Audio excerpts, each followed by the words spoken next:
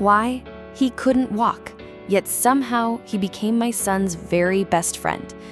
The very first time we met Sammy, he walked right up to my 8-year-old son Rowan and without hesitation kissed him on the cheek. At that exact moment, we just knew this rescued dog wasn't random. He was meant for us. That simple kiss was the first thread of a bond that would only grow stronger. What do you love most about Sammy? I once asked Rowan.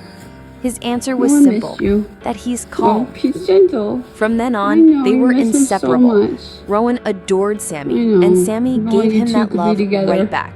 That's cool. But soon, something happened that none of us could have ever prepared for.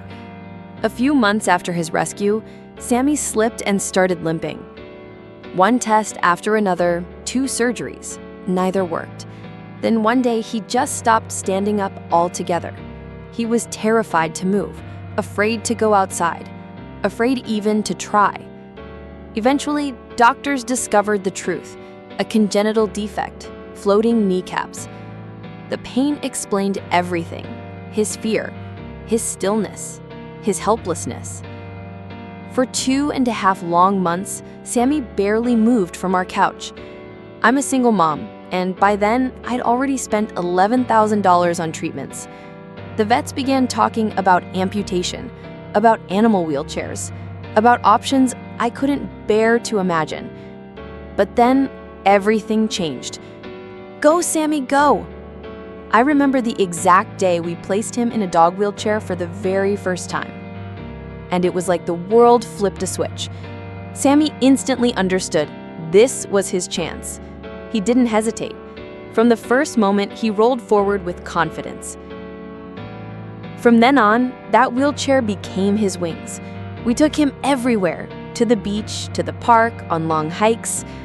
Big bump ahead. Come on, you can do it. Yes, yay, Sammy.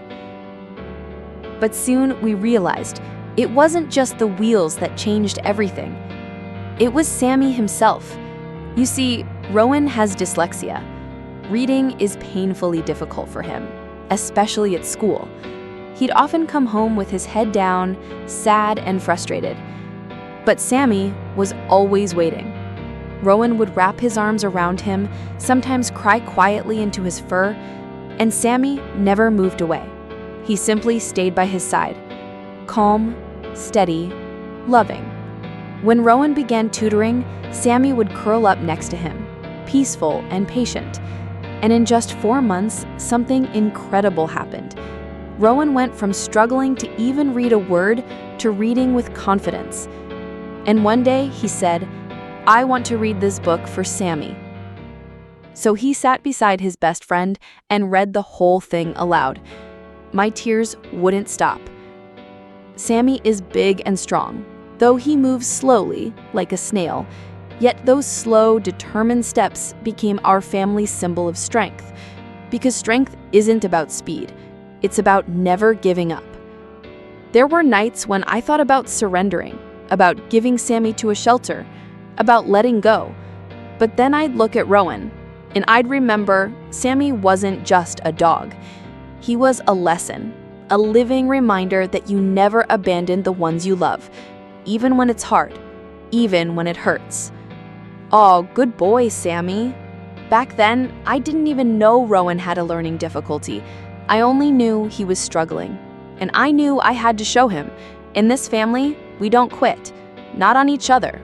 Not on the ones we welcome into our hearts. Now, when I watch them race ahead, Sammy rolling proudly on his wheels, Rowan running beside him, I can barely keep up. And every single time, I think, thank goodness I didn't give up back then. Because today, Sammy lives a full life. No, he can't walk, but he can love. He can be happy. He can be needed. And that's more than enough. If this story touched your heart, don't forget to like, comment, and subscribe for more beautiful stories. Thank you so much for watching.